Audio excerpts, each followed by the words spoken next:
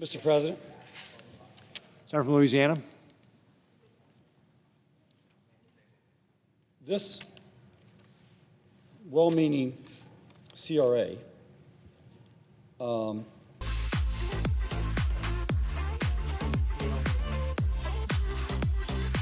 here comes Syleste.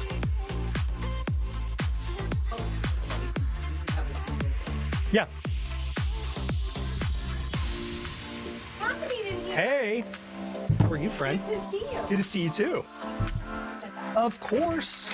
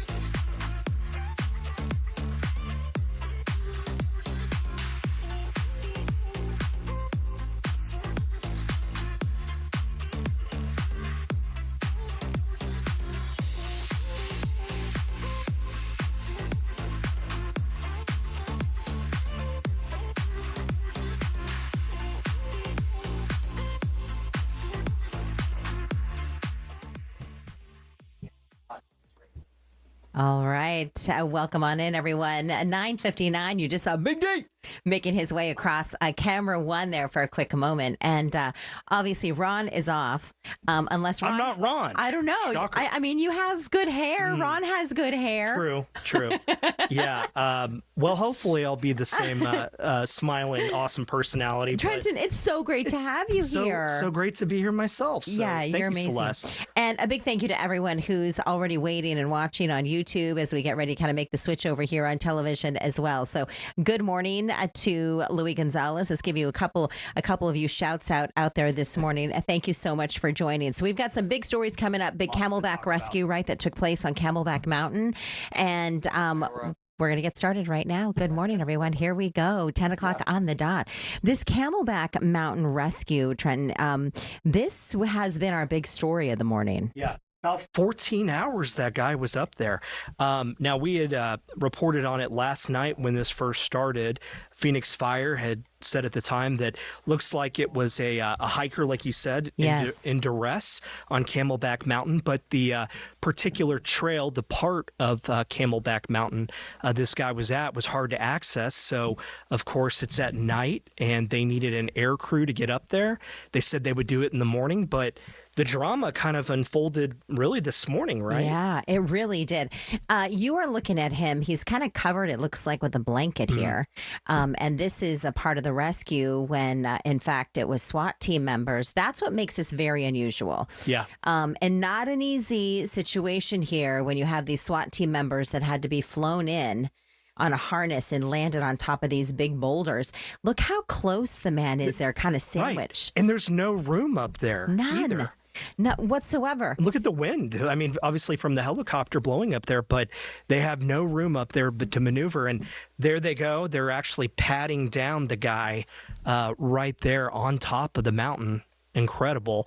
But in that initial info that we got, they did say that the man was lost. He was up there, but he wasn't injured at the time. You know what's interesting, Trenton? On any given afternoon when we have nice temperatures here in the valley, Camelback Mountain, which is an advanced hike and where you have bouldering, a lot of the fire crews and everybody, they do bouldering, right?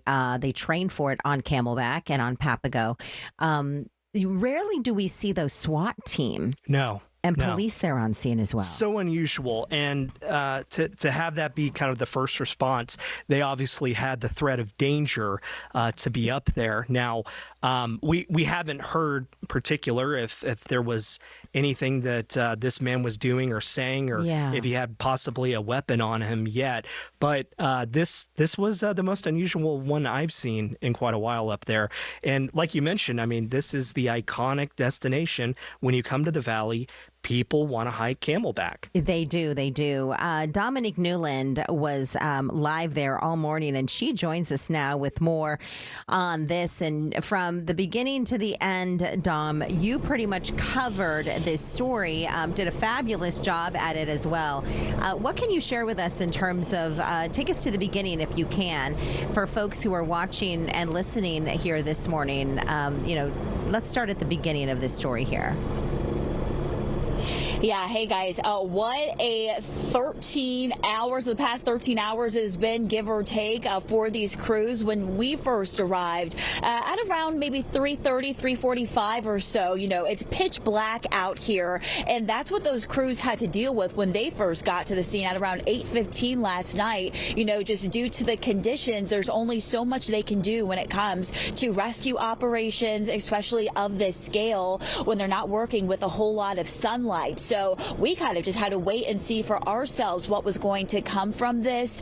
We knew just the initial information that Phoenix Fire was able to tell us was that they received those reports of a hiker being stuck at the top of Echo Canyon. And the way they found him was they were doing their routine, flyovers, you can say, with the helicopters, and they saw someone waving them down. And that's when they saw that an issue, something was happening there with this guy in particular. So then a couple hours progressed while we're out here. Finally, we're waiting for that sun to come up. We're seeing more crews come our way as far as fire. We had SWAT here that you mentioned, Phoenix Police, 2 ambulances on scene and on standby to assist with this. And then once the sun did come up, that's when we saw the Firebird helicopter start making its rounds and starting to kind of maneuver that plan of how they were going to get that hiker off this mountain.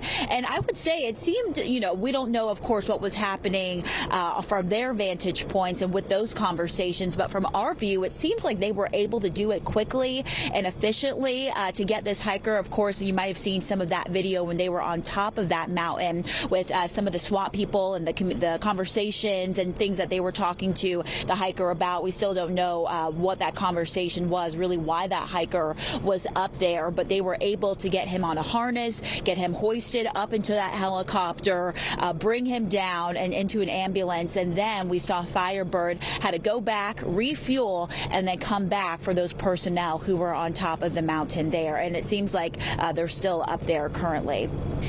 Dom, we do have a question from someone in the chat. Louis Gonzalez was asking, was he handcuffed? Did you see any of that? I didn't.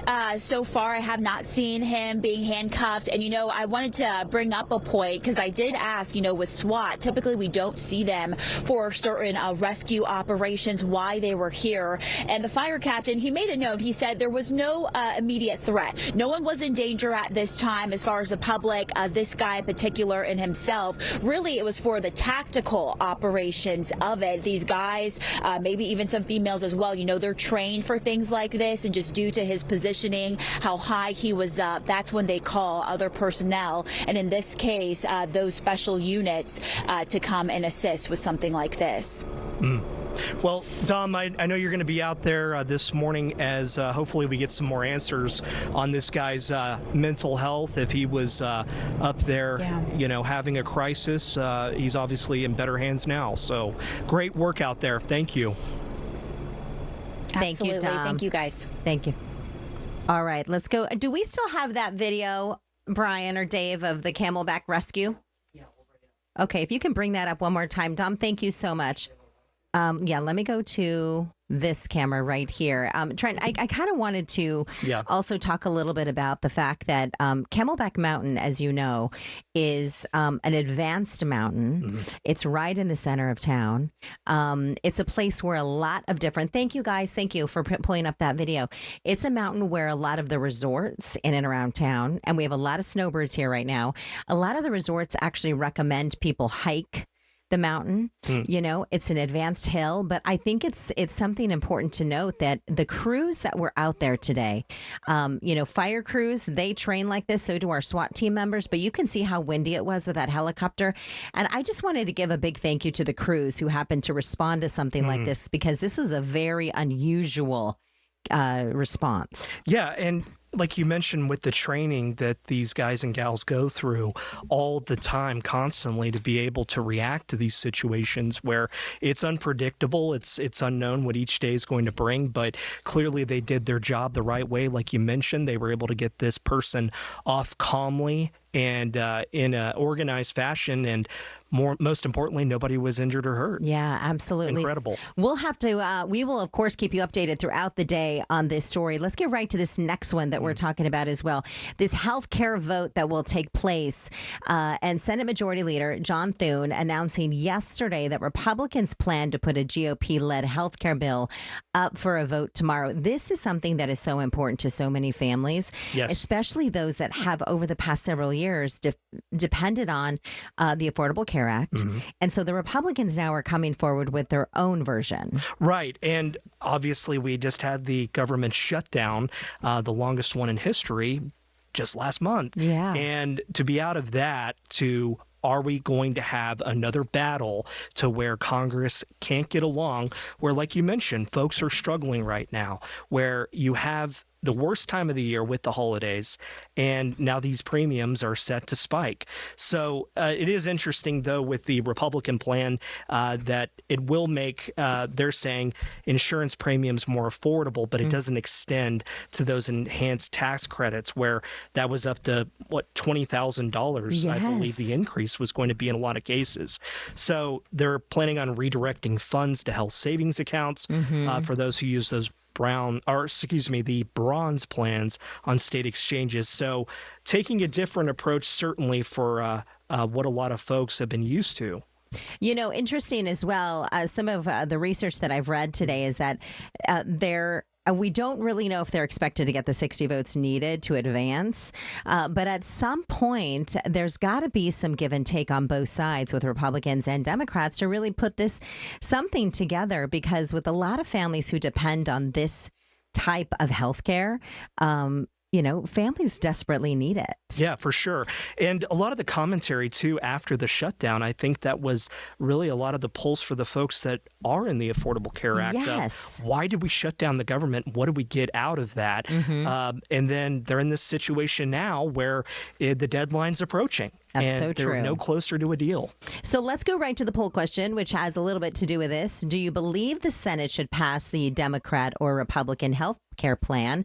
48% of you say the Democrat plan to extend ACA tax credits. You're voting in that direction. This one is very, very close. If you would like to share your thoughts on this, you can scan that QR code. Isn't that crazy? Right there down the middle. Wow. Yeah, so the Democrat plan to extend, that's 48%. Republican plan to redirect the funds from HSA accounts, 46%, and 6% say neither. Trenton, let's go right to the YouTube poll. Oh, wait, it's not there. Okay. Okay, we'll talk about results with Big D. Big D's here. Well, hello, friends. Hello, buddy. How are we you? have got more than 1,200 votes already on this poll question. Wow. 54% say the Democrat plan to extend ACA tax credits. 30% say the Republican plan to redirect funds from HSA accounts, and 16% say neither. They should work together on a compromise. Already about 150 comments. I'll read you a couple of them. The Mia Sheep Coat the Third says the answer is universal health care and removing the need for insurance companies altogether. Noid 3906 says ACA was a Republican plan and was Democrats' compromise. What citizens truly want and deserve is Medicare for all. And finally, MFSEBCW says extend the credits, then work on something better, perhaps modeled after every single other developed country. Awesome hearing from everybody. Keep the comments coming, guys. You know, Big D, Brian just made his way over to the camera to readjust so that you're like perfectly framed. Well, thanks, Brian. And you are looking fabulous. Much better. I don't know how you can look more fabulous, but it's happening. Big D in the house. Great results there. Yeah, thank you, Dave. No kidding. We're also talking, we have just a quick minute to speak about this. President Trump traveling to Pennsylvania. Right. Going there for his speech on affordability. Again, taking that tour, saying lower prices during this first term, speaking to campaign supporters. And I watched this yesterday, and it was more like what we would expect right in 2024 in the lead up to the election. This was very much a Trump rally that was had yesterday. Interesting, but of course, right? bringing the people in to say, prices are lower, things are more affordable, it's getting better, but watching a lot of reaction to that on social media, I mean, a lot of folks don't feel that, you know, especially with this ACA business that we just discussed. Very fascinating. And we're also waiting for the Fed to cut rates potentially, right? Yes. That's something that's going to happen this week. Yes. And so we will, of course, keep you updated on that. We do have, of course, because so many of you call for it, the mystery camera this morning. And we will go ahead and make our guesses, as you will as well. And we'll be right back.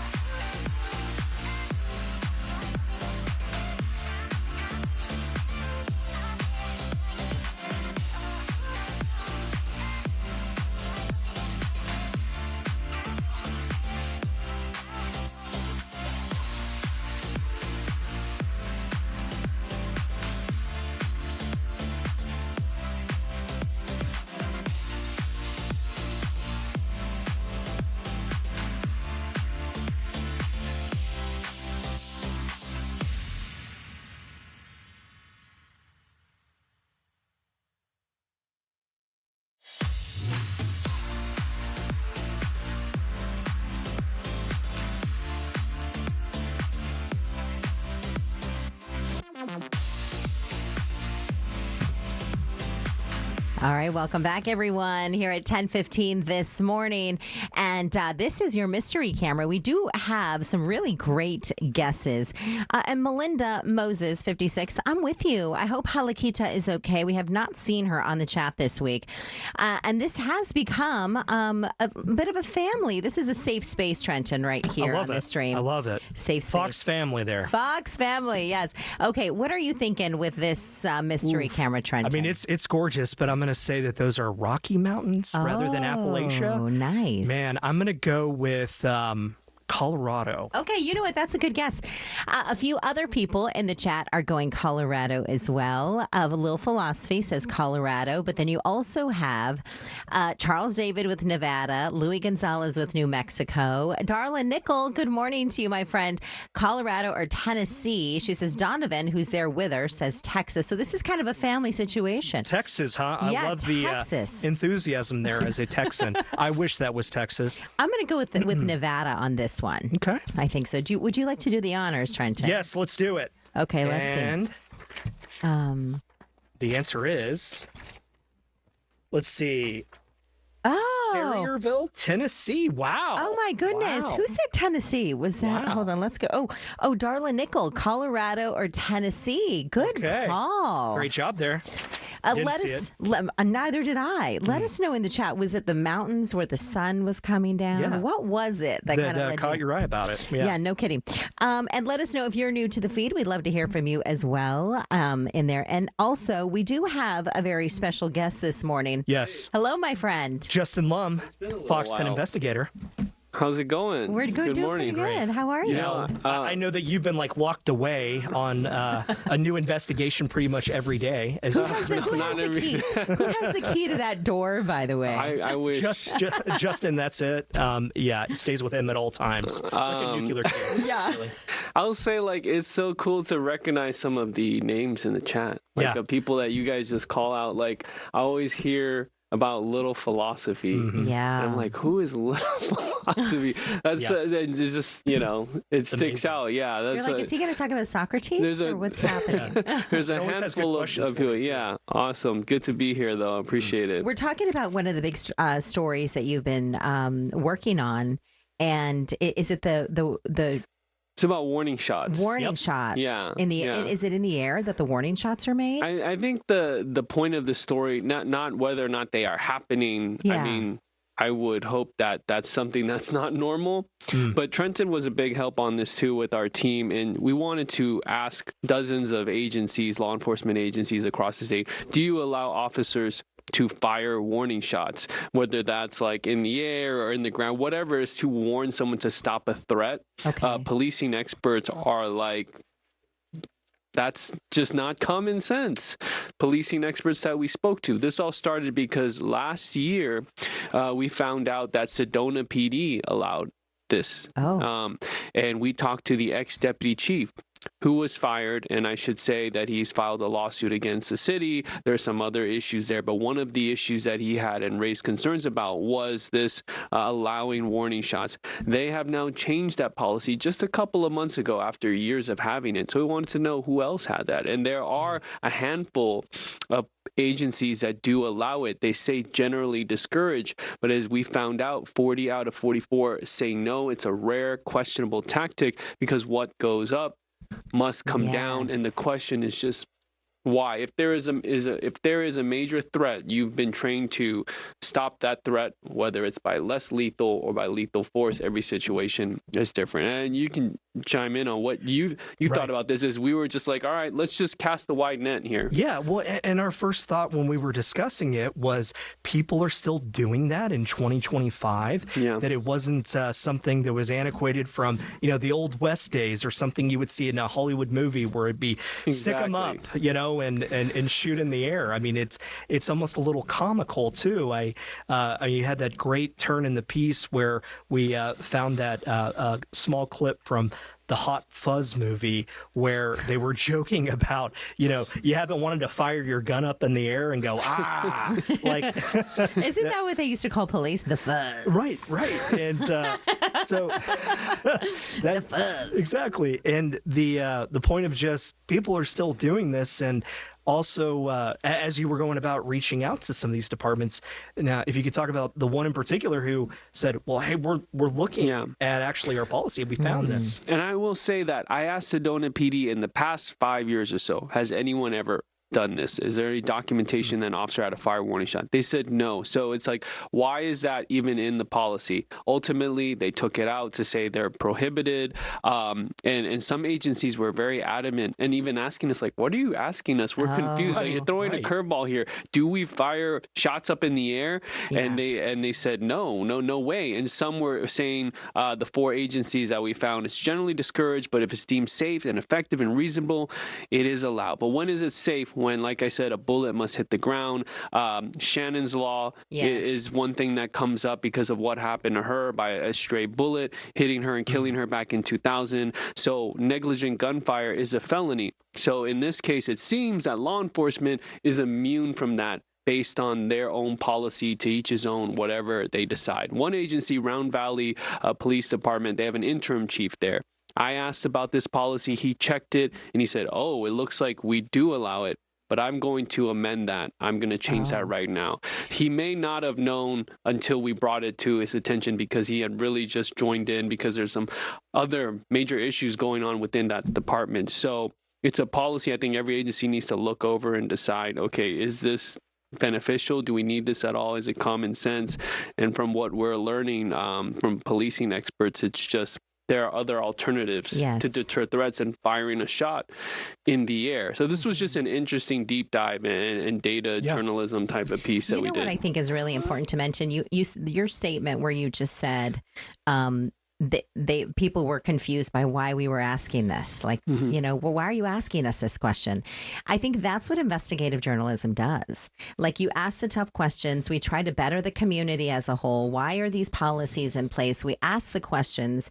It's that curiosity factor, I think, that really helps communities grow and change and take a hard look at policies maybe that may or may not work in the communities in which we live. Yeah. And it raises questions about, policy, accountability, legality, and it's just this was an opportunity for us to learn ourselves and to inform the public about what is allowed and what is not allowed. And every agency is different, but ultimately it is up to that chief or that sheriff. An AZ Post, they have no jurisdiction over that. We asked AZ Post, can you tell agencies like, hey, let's take that out for good?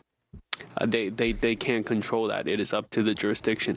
If you haven't seen our piece, our investigation, hopefully that link is in the chat for you. But you can also go to our investigations playlist on our Fox 10 Phoenix YouTube channel to watch this report on warning shots. So, one thing too, which Syleste, you brought up a great point about investigative journalism and asking these tough questions that might seem completely obvious, but somebody's got to ask it.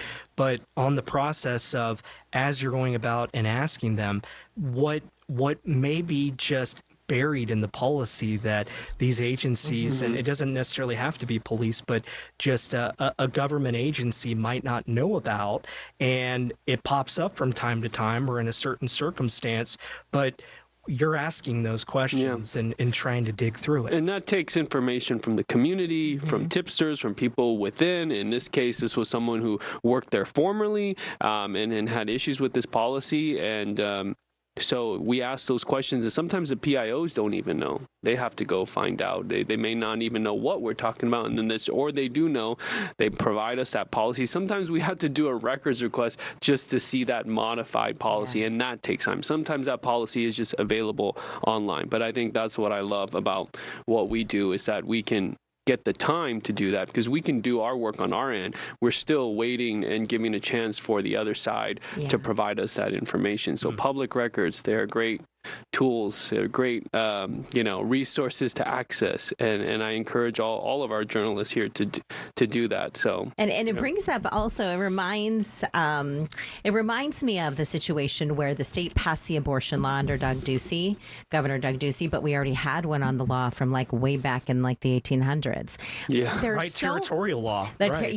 And we have all these laws, and we were the Wild West for a long time. State 48. That's right. And And so I think there is a lot of growing to do because, of course, we have all, and I'm sure a lot of states have a lot of these laws on the books and they just don't even know they exist. Like the leadership who are currently in office, they might not even know what's on the books from, let's say, 200 years ago. Exactly. There's so much out there. There's so much to find out about. So this 6-minute report, give or take 6 minutes, it really dives into, what warning shots mean, who allows them, who doesn't. Actually, on our website, we have the full list too, so everyone can see the no's, everyone can see the yes, or I guess the vague yeses that we got that say generally discouraged, but only if reasonable and safe. And bringing out Shannon's Law to remind people about what that means. So, yeah.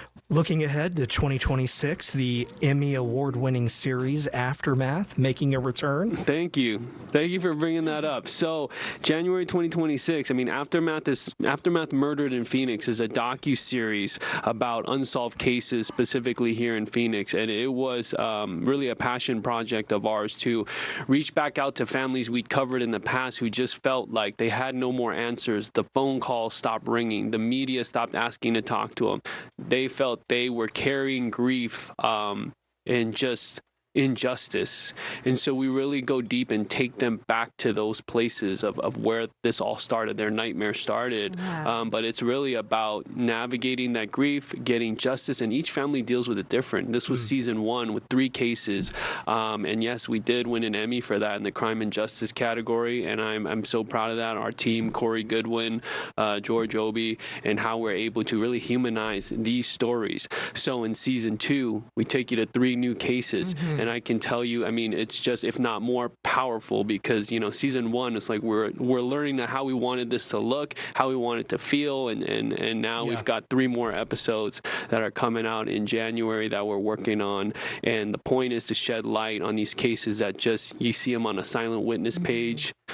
And that's really it. So I think that's important for us to bring out. Very excited And to do anybody that. who hasn't seen Aftermath yet, don't watch Netflix, don't watch Amazon, whatever. The way that this is produced and put together is, I really don't think anybody, certainly in Phoenix area, is doing anything like this at all. But this competes with, everything you'll see network level. It's phenomenal. Yeah, congratulations I to you and the appreciate that. team, Justin. You put a lot of work into it. If you watch Unsolved Mysteries and you like something like that on Netflix, I think that's what, I would liken it to. And in a local news way, with the resources we have, Thank you, Justin. Thanks. Appreciate All right, it. buddy. Get to work. We'll be right back.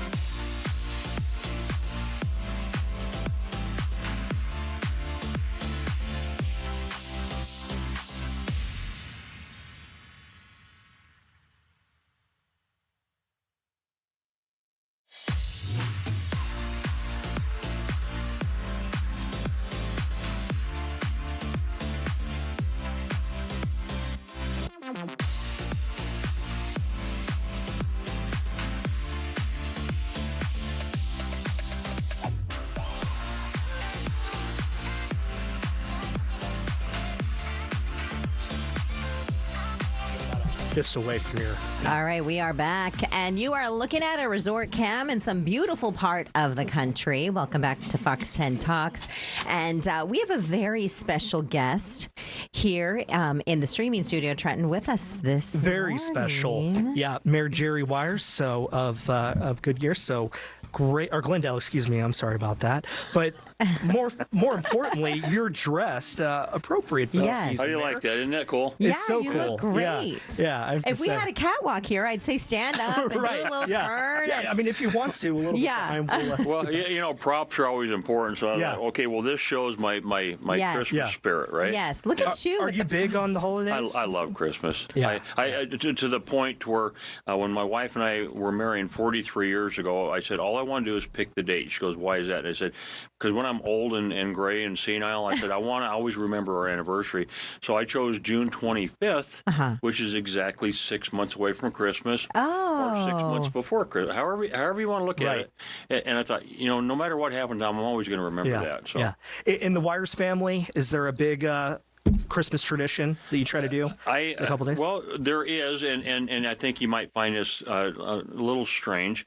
My wife and I now, I've been married for just finishing 13 years, going into my 14th year. Congratulations. Each year, her and I, about 6:30 in the morning, we get picked up by our local fire department, Glendale Fire Department, and we go to every fire station, every police station, the call center, the jail, any place and every place that our public safety folks are working, and I deliver bundt cakes, and I have a place that you know, the bundt cake in Glendale on Bell Road and 59th, and they donate multiple bundt cakes, and I take them out and deliver them to our police and fire, and it takes about 5-6 hours, and so we don't have a family tradition, but that is our family tradition. Yeah.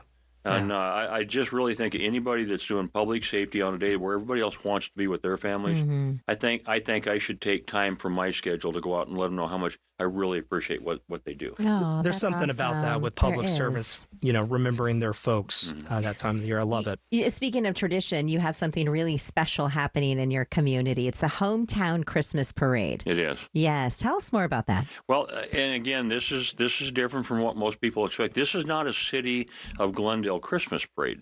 It's a Christmas parade that actually was started by myself, some friends of mine that really we just want to celebrate the very reason for this season. I wanted to be able to bring traditions. Families bring their kids down, their grandkids down, and celebrate Christmas on a beautiful day. And so this is our 12th year. And then the byproduct of this Christmas parade, which is now the largest parade in Arizona. Oh, wow. It's not the largest Christmas parade. It is absolutely the largest parade. Wow. And give us an idea of where it begins and where it ends. It's only 1 mile long. It starts at 51st Avenue, heads westbound on Glendale Avenue to 59th Avenue. And so we don't have the most spectators, but we've got the largest amount of people in. This year, we already have confirmed over 125 entries. Wow. One entry can be 200 people. So it's a lot of people that shows up. It's a lot of fun. And it's not the big commercialized parade. It's the real hometown feeling parade. And that's what I love about it. And I think a lot of people like that aspect. It's a reason why a lot of people go up to Pine Top or Prescott, or they go to our higher elevations for the 4th of July, you know, but of course we have better weather here this time of year. And so heading out to Glendale, we're looking at some of the video of some of the floats. Is it floats, music, kids, bands? Who is it? It's everything you can imagine. So we have more bands this year than we've ever had. Wow.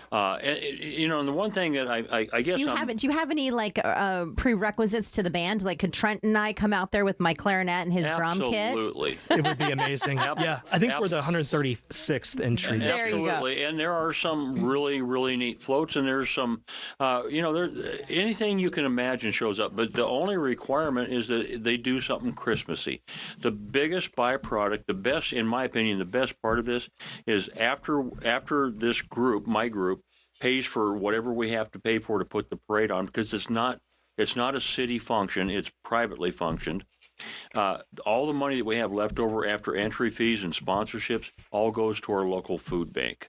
And so every year we have given tens of thousands of dollars to our local food bank because that need, that child that's hungry isn't just hungry during Christmas, between Thanksgiving. They're hungry year round. And so anything we can do to show our community support, to help the needy, to bring that Christmas spirit forward, why not? Yeah. Why not? Like you were talking about, Mayor, with bringing the small small town feeling rather than like a big parade, but this one being the largest, you're still getting that feel for the community. Yeah. It is great that, folks can come, bring their family and, kind of reconnect with, I think, what a lot of us grew up with. Absolutely. And certainly, post-COVID, it feels like some of that may have been rolled back a little bit, across the U.S., but you folks doing it there the right way. I love that. It's a lot of fun. I always try to be in the front, and then I circle around immediately, and then I try to sit on the sideline and be able to watch the parade myself. It's a lot of fun. We get a lot of people engaged. A lot of different businesses are involved. Again, I can start traditions with families. I now have people saying, we've been coming to this, we've been bringing our kids, and now their kids are having kids. So if I can bring the goodwill, the spirit, show people my downtown, let people see that what downtown Glendale is like. Yes. Help the businesses in downtown Glendale. We've been doing a major remodel at our city hall, and so our business has been hurting a little bit. So this helps. And at the same time, I get to have a good time. Yes, you do. I got a pretty good job. Sounds like it. And a pretty good city as well. Mayor Wires, thank you so much for coming on. Well, thanks for having me here, sir. And give us again the time and location for the parade. It's this Saturday. It starts at 11 o'clock, and this is not a Glendale parade. It's a parade that's in Glendale. We invite everybody across the state, and we have a lot of people that show up. So people come down. We have the largest parade. We don't have the most people watching, so there's lots of room for people to come down and watch. That's excellent. Awesome. Well, thank you, sir, for coming in. We appreciate it. You bet. Thank you. Thank you. Merry Christmas. You too. Yes. All right, we are talking about as well, Glendale's needs to be on this list that we're talking about next. We are talking about the most caring cities in the country. Season of giving. That's right. And a couple of our cities here in the Valley, they made it on this very list. We are going to go this morning to another special guest here from WalletHub. Thank you, Mayor Wires. Thank you so much for coming on. We so appreciate it. And we are joined this morning by Chip Lupo from WalletHub. Chip, good morning. Nice to see you, my friend. Good morning, Chip. Good morning, folks. This is exciting. We've got a number of different cities from the Phoenix metro area on this list. Tell us more about the study. Yeah, this is perfect timing. This is the holiday season. It's a season of being charitable and giving and caring. And so what we did is that we ranked 182 cities across three key dimensions: caring for the community, caring for the vulnerable, and caring in the workforce. We then applied 38 relevant metrics, and those run from share of sheltered homeless people, volunteering hours per capita, share of income donated to charity. And the Phoenix Metroplex did quite well in our study with two cities in the top 5, Scottsdale at number 3, Gilbert at number 4, and Chandler not far behind at 17th. Wow. So top 5. Now, the number 1 and 2, Chip, Virginia Beach and Boston, Massachusetts, of course, the second spot. But Scottsdale coming in 3rd. Tell us what makes Scottsdale so much better than the rest of the country. Well, what Scottsdale has shown a very prevalent, they're very, very proactive in caring for children in particular. I mean, and it got number 1 in caring for the vulnerable. Oh, wow. So, and it has the 4th highest adoption rate in the country. So it does show that they're demonstrating great care for children in need. And it's the 6th lowest child poverty rate. And the theory I have on this, and this is not scientific, this is just me proposing a theory. These cities, particularly Scottsdale, being kind of predominantly retirement communities, so you do have sort of this grandparent type mentality where there's kind of a need to want to be able to care for children. So that's just my theory, but the numbers definitely would back that up. Yeah, no kidding. And have you ever been to Phoenix, Chip? Not in a while. It's been about 15 years or so. Oh. And that was through the airport. Yeah. Well, Not so caring there. Yeah, no kidding. Although our airport's the friendliest, apparently, around the nation. Right. Friendliest airport. The Phoenix metro area, Chip, has grown so much. Like Gilbert, probably when you were out here last, was mostly like an agriculture community for the most part. I mean, you still had a town and some restaurants, but a lot of these cities out in the suburbs, in the burbs, they've really boomed. What do those neighborhoods give us in terms of, making the quality of life better? Well, it's interesting because all three of these areas, they're very safe. They're very low violent crime rates, low property crime rates. And again, it's conducive to, like we just mentioned a second ago, with children, because it's a very, very low poverty rate. The economy in the area is booming. Remember where you were in Phoenix 5 or 6 years ago, post-COVID, where the economy was tanking, inflation was rampant. It's bounced back greatly, in a large part because of the housing market. And I think in areas like these, there's a sense of community there, even though you're probably having a melting pot of people from different areas. I think once you get into these types of communities, there's sort of this bond. It's almost like being, I'm going to equate this to Pittsburgh, which is like a large, small town. Oh, people are there, they come together, and there just seems to be a sense of community, looking out for each other and looking out for others, the less fortunate, and particularly when we're talking again about adopting, the adoption rate, which is a very, very high number, particularly in an area that it's, for the most part, I mean, I'm sure there are families moving to the area, but again, you're talking largely about retirees. Oh, wow. Chip, you mentioned COVID there and the changes that had happened since then. Now, the different metrics that you looked at with this study, the few things that you listed out, was it across the board that there was a drop off, a little maybe closer to the pandemic, and then we've had an increase, or has it been different for each category? Well, I think the one area where it's been where you're seeing a change is in the number of volunteer hours and the amounts of money given, because post-COVID there was lockdowns everywhere. People weren't getting out as much. Yeah, and in a strange way, maybe there was kind of a guilt factor there, maybe because of there were folks in retirement homes or in hospice who couldn't get in, so maybe people are ramping it up post-COVID to be able to kind of make up for that lost time. And also the amount of dollars involved. And when inflation was like 9%, Phoenix economy was tanking, people were maybe kind of holding back on their charitable dollars. So I think you're seeing a surge in that also. All right, Chip with WalletHub, we appreciate your time, my friend. Thank you. Oh, my pleasure as always. Thank you so much. Merry Christmas, my friend. Thank you. All right, we're going to take a quick break and leave you with this beautiful shot, Trenton. Gorgeous. Wish we were there.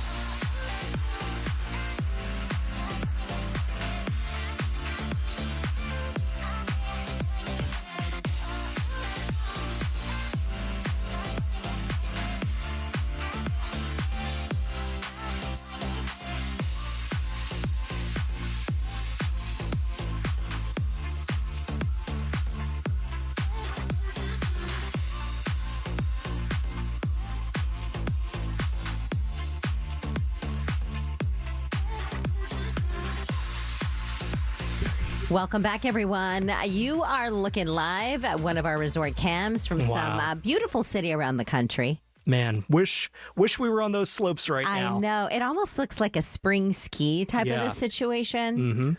But we don't The see snow any... looks a little harder. It does. I'd say. You probably don't want to fall down too fast on it. Yeah, no kidding. And we are hoping, though, for more snow in a lot of cities because let's take, for example, up in Utah. They are not gearing up for a great ski season. No, they're not. And we need the snowpack. Yes, very much. You know, for the drought and everything. Well, they're watching the atmospheric river over in California going, come on over, come on. I know. All right, we have a very special guest. Thank you all for joining us and for hanging with us. I asked you also in the chat, I said, where is your favorite city around the state? Because we're talking about the safest cities. Yeah. Tombstone was one. Oh, a couple of great cities in southern Arizona, too. We have a very special guest for you today. We have Kinsey Schofield. Kinsey, good morning. Good to see you. Hi, Kinsey. Tombstone, one of my favorite movies. Val Kilmer. Can't beat it. He looks so good in that movie, right? He does. All-time greats. Very much so. You are an expert in all things Royals, and as we gear up for the holiday season, I think a lot of people are watching what they're doing overseas and across the pond, and of course, what is happening with Harry and Meghan, as they're still living here in the United States, right? They are, but there are questions as to whether or not they have other plans based on some movement over in the UK this week. Okay. Let's first talk about the royal families there in the UK right now, and what is the latest in all the Christmas happenings with them? Well, I can tell you that Prince Andrew, no longer the artist formerly known as Prince Andrew Mountbatten Windsor, will be spending it alone this holiday season because, the family is going out of their way to create that big divide between them and him, especially as these Epstein files continue to leak. But on the positive side, we have the Princess of Wales. Her carol concert happened last week. It was on Friday, and it's become a signature event for Catherine, designed to spotlight community spirit and celebrate extraordinary people. Westminster Abbey is filled with people from the numerous charities that specifically Catherine and William work with. You see pictures of that where she's sitting down talking to little children that are ill and talking to some of the people that are involved in their homeless initiatives and their early years learning projects. So this is staged at the start of December. It essentially opens the festive season for the royal family, who always turn out to support her. And this kind of replaces what we used to see with Queen Elizabeth and Prince Philip. They used to get on a train to Sandringham every year, and that's when everybody would go, it's Christmas time. It's time for us all to start celebrating the holiday season. And since they're no longer with us, unfortunately, Catherine's kind of taken the reins, and she's created this beautiful Christmas Carol concert. Kate Winslet was there. Wow. A lot of big celebrities show up to support this. And this is a program that runs on Christmas Eve and Christmas Day. We'll also see the King's speech, which they've done forever now. It used to be the Queen's speech, where the King talks about looking at the year ahead. And let's be honest, 2025 was a pretty tough year for the British royal family PR-wise. So I imagine that they are ready to close out this year and start afresh with 2026. Now, Kinsey, I wanted to ask, with Harry and Meghan, with Prince Harry, the threat level against him, that is something that's popped up, that it's increased since 2020, and that might be behind a little bit of this move back possibly to the UK? Well, that is what one of the theories are. So what's happened is Ravik has, which is the team that determines not just royals, but also celebrities too, what type of security they get and politicians when they come to the UK. They've been instructed that they need to get their risk assessment board, their risk management board, to reassess Harry's threat level. And this is the first time in almost 6 years. It's understood that proceedings are already underway, like you said, with authorities collecting material from not only police, but government sources and members of Prince Harry's own team here in the United States. The government body overseen by the Home Office is expected to issue that decision next month if it decides that he merits armed protection, which is what he's asking for. Taxpayers in the UK would foot the bill every time Prince Harry wants to visit the UK. The current situation, I have never had an issue with, but Prince Harry does. The current situation is Harry is supposed to give the Met Police 30 days notice before he arrives in the UK for a security review. And they decide on a case-by-case basis what type of security he would need. But Harry wants the same security that his brother has. To him, it's very unfair that his brother gets a different armed guard, a different armed protection. But the reality is Harry doesn't live there anymore full time, and William's going to be king one day. You know, I think you bring up a good point as well. And I know you have the pulse on what's happening in the UK. You make a Yes, because Celeste, the last time I talked to you, I hadn't met King Charles yet. I was on my way to the UK. I finally got to meet King Charles this year. That is amazing. Okay, we need to hear your thoughts on how that meeting went, but also what was the icebreaker? I've got to know. Yeah. I'm sorry, I can't. I said, "You are so handsome." That's what I said to him. Wow, that's a great way to start a conversation. Yeah. Was it received, accepted, and passed back? Absolutely. He said, he said, "Oh, thank you." And he asked where I was from. I said I was from the United States. And actually, I thought that this was very interesting. He was concerned about how the royal family was perceived here, because in the weeks leading up to this, it was the No Kings rallies. Oh, yes. And then the next day, he stripped Andrew of his titles. I was there when they stripped Andrew of his titles. So he clearly had a lot on his mind. He said, "I'd hate to see the headlines back home." I said, "No, we love you." And he said, "Do that's you?" so And I said, 18th "Well, I do." century.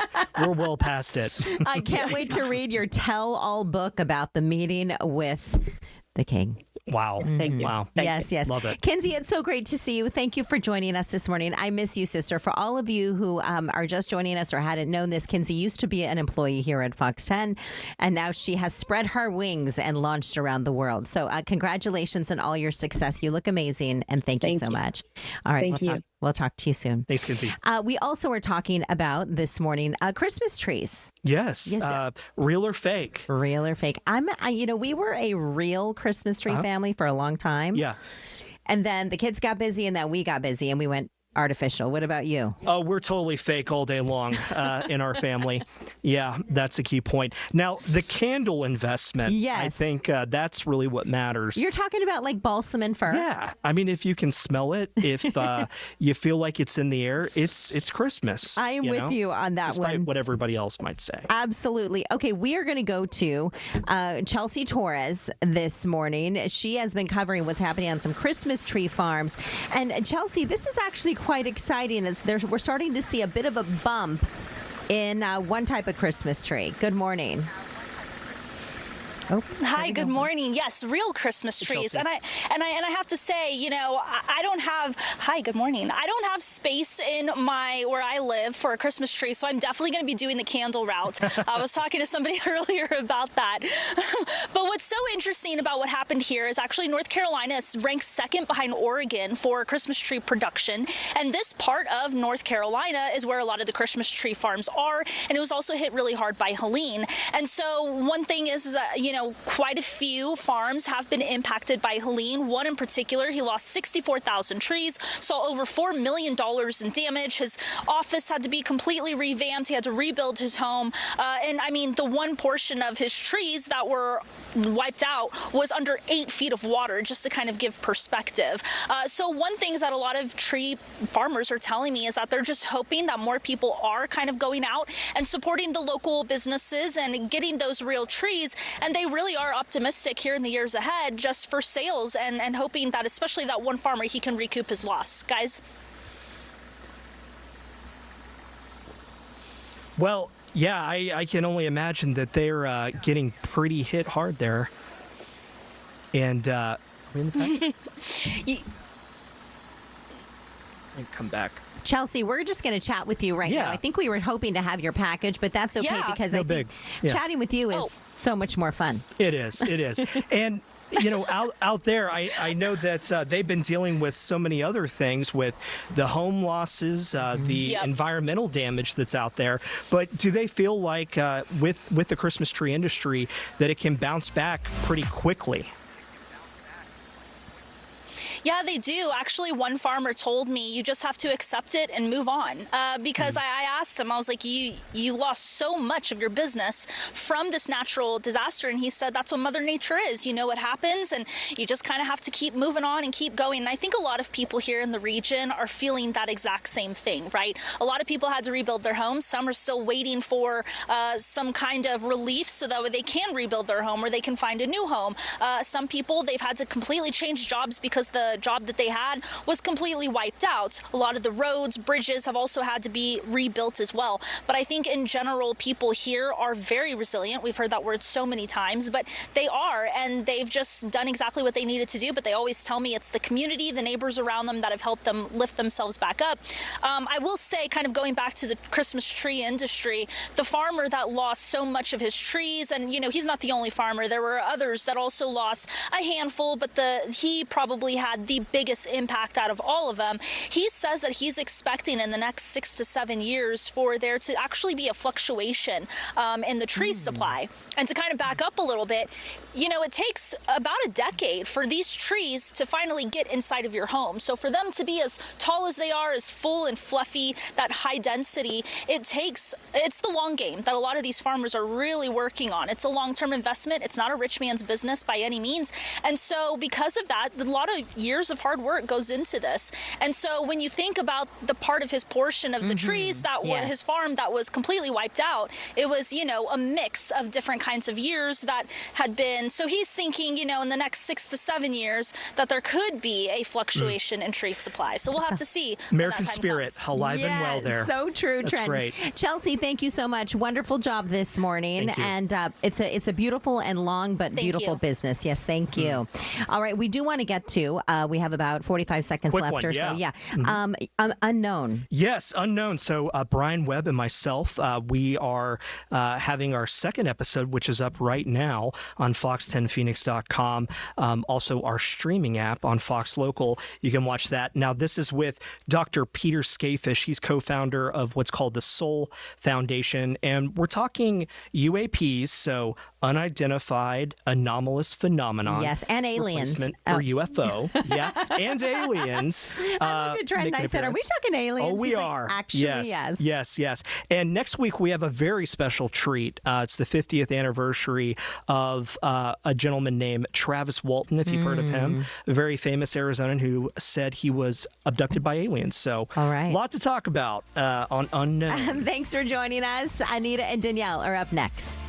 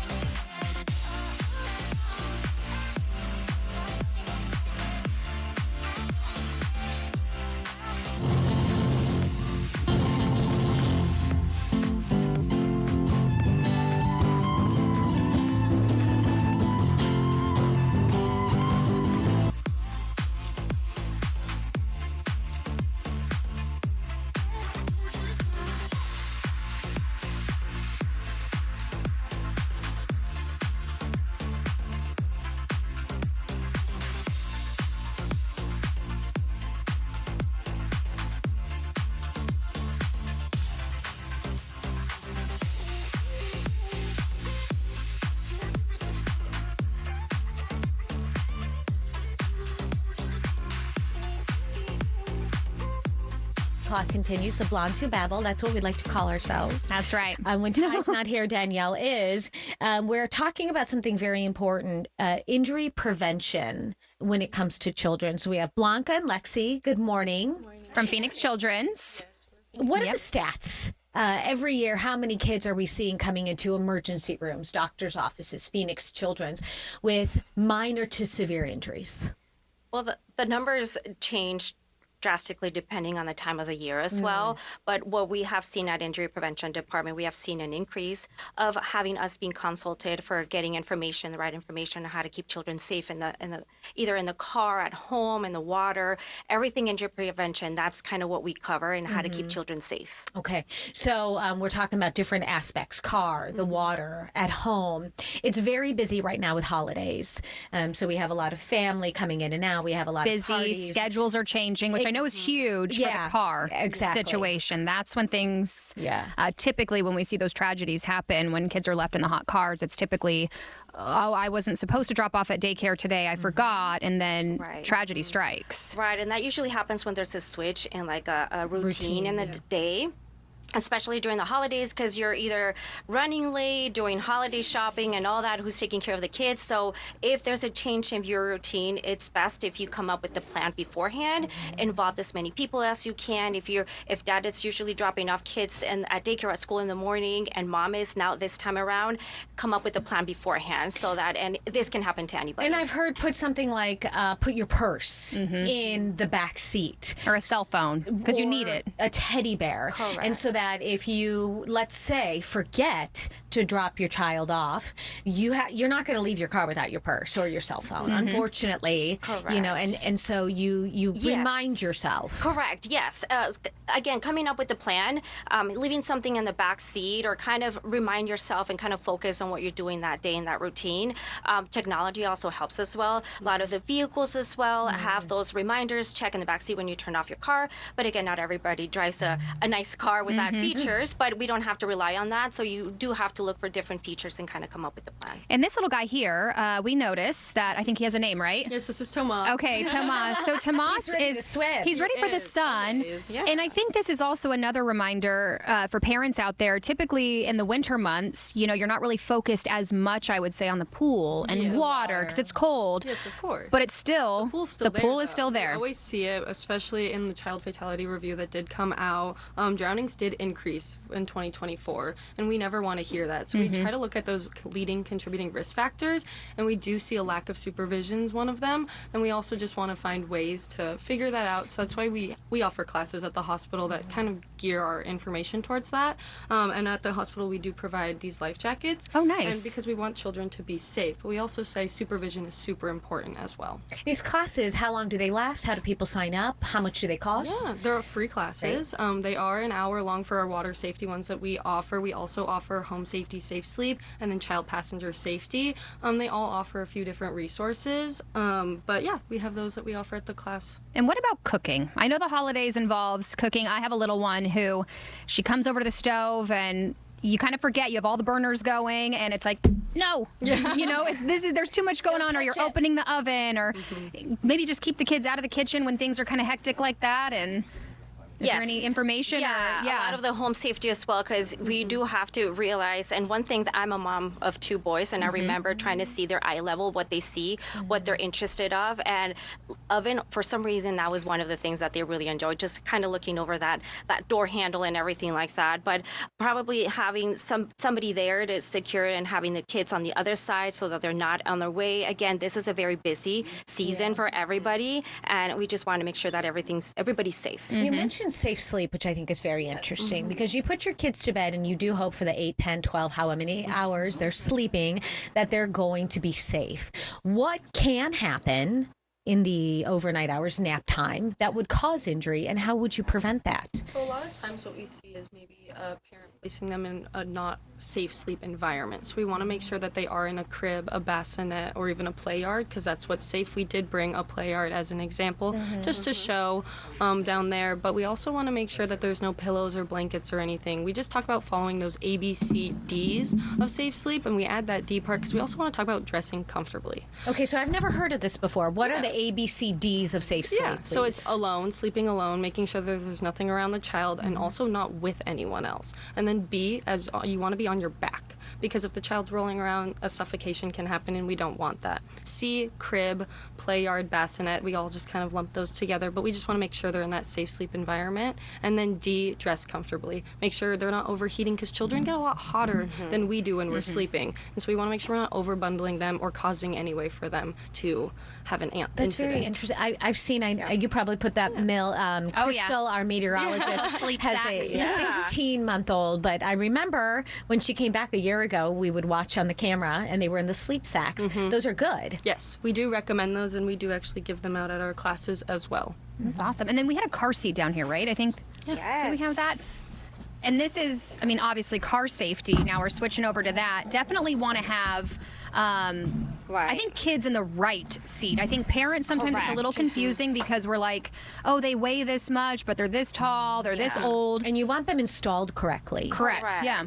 So it's a huge process. I mean, I think everybody knows that a child must be in a car seat, but I think the big question is, why do they need to be in a car seat and what type of car seat they need to be in? So just not selection of the car seat, but also the installation, because we might have the right car seat for that child, but a good installation. If it's not a good installation, then it's probably not going to help us as much in case of a car crash. Do you have to spend a lot on a car seat? They're not cheap, but is there a difference between the less expensive and the more expensive car seats?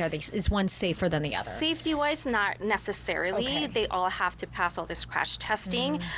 What the difference between a more expensive car seat and I guess less expensive car seat, it's probably all the features that it has. The cup So, like, holders. exactly. Yeah. The cup holders, the inserts, those fancy car seats that's turned into a strollers, that's what you're paying. You're paying that flexibility, those features that come with the car seat. Got it. How do people, go ahead. Yeah, I was going to say, how do people find out? How do we sign up for the classes? How do we get involved? So for all those different programs that we have at the hospital, they can always call the main line at the hospital and we have them transferred to injury prevention.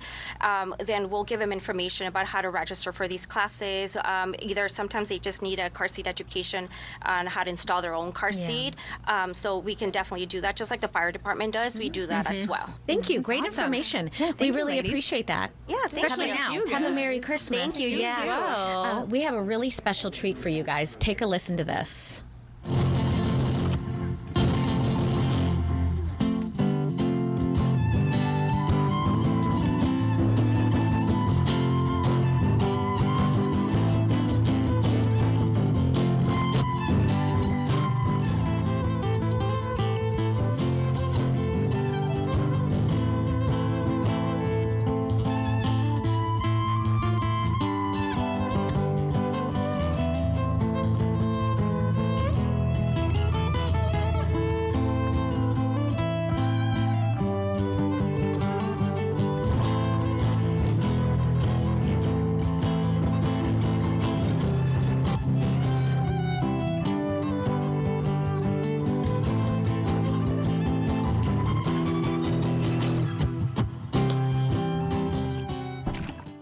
Okay, welcome back. And for those who don't, and I think most people do, that was Esteban. This is Esteban. Hi, and guys. your daughter performing about an hour ago in the Fox 10 studio. Yeah. You have a remarkable history and then a remarkable show coming up this weekend. It's a lot of fun. First of all, it's all about Arizona, music, and love.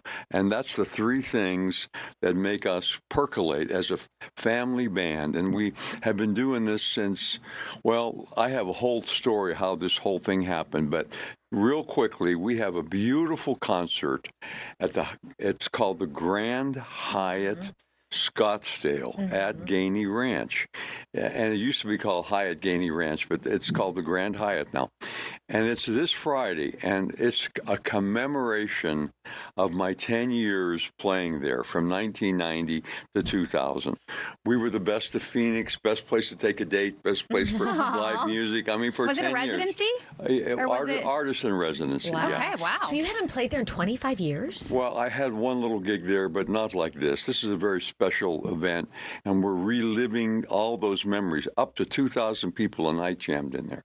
for like at least 5 of the 10 years. And it was amazing. The people lined up on Doubletree, and the police were always asking me, Esteban, what can we do about this?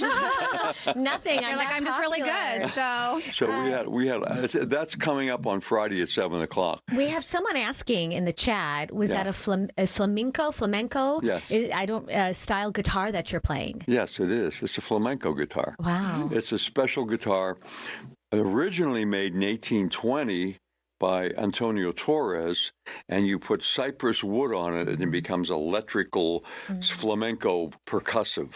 And this is all cypress with a beautiful spruce top. We have another comment from Jared of Sonora who says that you look the same as you did when you were 23. Oh, that's and that nice he to know. actually bought your lessons that were on infomercials. Oh my gosh. What skincare do you use? I had infomercials. I had live QVC appearances. Can I tell you my story real quick? Yeah. I'll try to jam it in here. Yeah. People should maybe know this because this is a big tradition here in Arizona. I have a huge following. And the reason is, this is the story. It's the Phoenix bird rising out of the ashes, and that's what I was.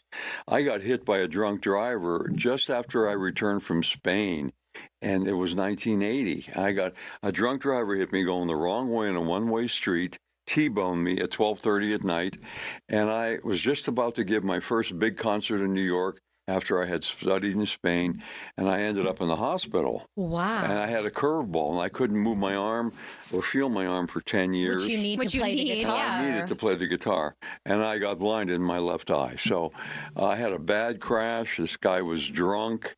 But by the grace of God, in 1990, 10 years later, my hand came back. I was doing physical therapy all the time. Wow. And so 1990, my hand came back, and guess what? My first gig was at the Hyatt Regency, the Grand Hyatt Regency in Scottsdale. That was my first gig. They called me up and said, would you like to audition for us? I said, yeah. And so I went up. As a matter of fact, and I then do. guess what? 10 years later, Here you go. 2,000 people a night. It was crazy. We have about a minute left, and then we have to take a commercial break. What type of music will you play? How long will the performance be? The performance is a two like 1 hour, one hour intermission, 1 hour, and we are playing an eclectic mix of Christmas music mixed with our great standards that we played at the Hyatt. So we do medleys of Christmas music and all the greatest songs of the world right That's there awesome. for 2 hours. And it can be a Christmas gift. It's before that's a Christmas, great idea. but somebody like an can. experience. It's a lovely That is Christmas gift. Or a date. It's our anniversary Friday. Maybe we'll head out. That would be romantical. We'll get you comps. Anyway, this is going to be a fun time, and if you haven't heard me live, you got to come hear my band. It's a 5-piece band. Really quick, Esteban, I Okay. have a hard break, and then we'll come back. So Gotcha. stay with us.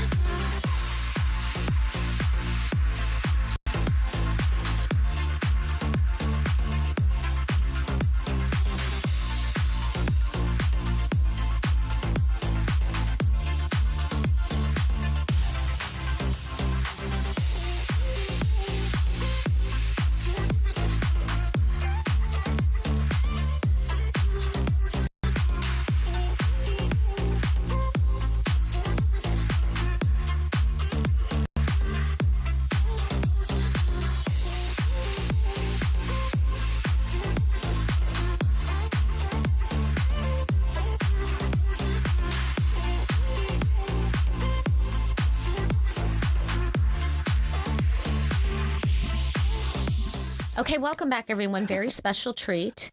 I would say world famous musician, Esteban guitarist. I have 8 #1 Billboard Oh albums. my God. Yummy. You have been playing since you were 9. 9 years old. Yeah. Wow. And you're 77 now. I am, and I'm rocking, baby. Good for you. My dad just turned 77. God bless him. December 5th. Let's do it. That's right. Rock on, Nathan Arizona. Miller, shout out. I'm sure he's watching. Hey, if you're coming to my gig, you have to go to estebanmusic.com, and there's a link there to the Hyatt, and you can buy your tickets. And they have all these special extra things for you guys. They have special deals on rooms if you want to stay overnight, special meal deals, and it's going to be quite an event on this coming Friday at 7. Is there one particular song that you just really love to perform? I do. When I was a little kid, I learned My Little Runaway under the maple tree in the front yard when I was 9. Wow. When I was 9 years old. Wow. And I've been playing My Little Runaway by Del Shannon. It's my favorite song of all time, and we tear that song up, I tell you. And was that back in Pittsburgh, where you're from? That was, yeah, when where you were I 9? was a little kid, yeah, when I got my guitar. My uncle gave me a guitar. And I learned that, and I passed out the number for the request line to KQV, to all the neighbors. And that whole summer, I listened on my little radio, and I learned that song. Look at you, just by yourself. Yeah, on your own, just self-taught. me, a little kid, and I learned how to play it. When did you know that your son and daughter had musical talents and that they would be part when of my kids were little, I saw their fingers, and I have such love of music for my beloved guitar. And then I asked my daughter, I said, "You're 5 years old now. You want to play violin, a little mini?" She said, "Yeah." Oh, yeah. And then my son, he is multi-talented. He can play anything: guitar, bass. He can play cajon, keyboards. He'll be with us. I have a family band, and we toured all over the world. I was on TV with infomercials, HSN, Home Shopping Network, QVC. I had PBS specials. We have a lot of fun. That's awesome. And the show is when again? Friday. Friday. In 2 days, everybody. Don't miss it. Relive the memories of the Hyatt. If you've been to the Hyatt, you'll know this is like a memory time to do it again and have a memorable evening. And if you haven't, it's a new experience. Come and hear some music. Absolutely. God bless Rock on Arizona. Yeah, there you go. Thank you for staying with us today. We really appreciate it. Thank you, Merry Anita, Christmas Daniel. to you. Yes. We'll see you Merry, soon. Merry. Okay. Yes. We are going to switch gears and we are going to talk about something called biohacking, which I think is very, very interesting. And I really want to learn a little bit more about this. So our next guest created an item called the patch. You can see some photos right there Lindsay. on your screen. This is interesting because I was trying to, there we go. No, now we are truly the blondes who babble. I know. You have a really interesting background. Yes. So I am an integrated health practitioner. I primarily see women who come to me with high levels of inflammation, or they feel like they're struggling with their metabolism. You're like, me all the way. Yes. I'm like, D, all the above. Full disclosure, I found Lindsay on Instagram months ago. Yes. And I was like, I need to try these patches. Yes. I'm like, Anita, I'm your girl. Let me hook you up. Let me get you feeling great. So yes, I work with women who really have those levels of inflammation, and we look root cause. What are the drivers of the inflammation? And so let me take you back. What's inflammation for people in the chat watching? Like, what are you feeling? What are you seeing? Inflammation would be like you just feel your body tight, full. Maybe you've gained those 5 extra pounds. Salty. Okay. Yes, you just feel puffy, right? And you're like, I'm eating healthy. I'm doing all the right things, but why do I feel just so inflamed, right? Tired, bogged down, things like that. That would be like the symptomatic things that you would notice. But then what I like to do is do more root cause and deep dive. Like, what are the things causing those high levels of inflammation? So we do a lot of bioanalytics utilizing hair follicle bulb, urine analysis, blood, saliva to get that data. And something I started noticing really like just in the last year was women coming to me taking like hundreds of dollars worth of vitamins, like a mortgage payment, right? And they were deficient on all those vitamins they were taking. And they're like, what do you mean I'm low on vitamin D and vitamin C? Like, I'm taking all these. And I'm like, I know what is going on here. So that took me on a path to really look at different delivery models to see how can we optimize nutrient absorption, liver, fat metabolism to actually absorb these vitamins into our bloodstream instead of utilizing like our liver and our gut, which could be inflamed and not kind of impacting and interfering with absorption. We'll go back to vitamins and the patch in a second, but you had a couple of things that it's some tips for people who maybe don't want to or can't do something like a patch, or can't do something like vitamins. Things like gentle fasting, plating your meals. I think this is interesting. Apple cider vinegar, which I used to do, but I stopped. I've heard so much about that. And then we get to the patch. So let's start with this gentle fasting. What is that? Well, fasting is funny because I work with a lot of women who are like, oh, I do fasting. I don't eat breakfast. I don't eat lunch. And then I just like eat Devour dinner. Yes. And so I like to coach on let's utilize fasting and all the great benefits of fasting, but let's honor circadian rhythm and female hormones so we can optimize metabolism with the right window of fasting. And why I'm so passionate about this topic right now, like thinking about the holidays, right? We're in the midst of like Christmas and all the fun parties and like the dinners. And usually a lot of us overindulge, right? On all the drinks. It's hard not to when there are cookies in front of you especially at every here party. at Fox 10. Yeah. Oh my gosh. Donuts and cookies and I bet you guys get all the goodies. You deserve it. But so I am like, how can we optimize our metabolism, biohack our metabolism with different techniques like fasting, which I'll go into, so we don't have to start over January 1st. What does biohacking mean? Yes, I like to call biohacking really just utilizing different tools, techniques, lifestyle changes, different like modalities, vitamins to kind of hack your body to its most optimal state. That way you can show up in your best self, you can experience the day in its fullest way. So that's what I like to consider biohacking. Okay. So gentle fasting. Yes, gentle fasting. So what I like to say is you want at least 12 to 14 hours of fasting a day. You need to give your gut at least 12 hours of a break from like digesting food and taking in that input so it can do some of that internal cleanup, but also to reset glucose and your insulin levels.